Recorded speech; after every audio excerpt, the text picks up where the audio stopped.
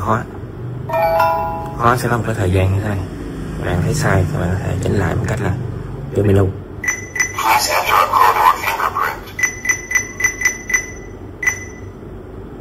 Bạn di chuyển vô menu, các bạn di chuyển lên trái này, cái phần system sẽ có một cái phần là time, thời gian, ok bạn chỉnh theo cái x bạn muốn. Đây mon year ở dưới là giờ. Chỉnh xong các bạn có này thằng xác nhận xóa sót này.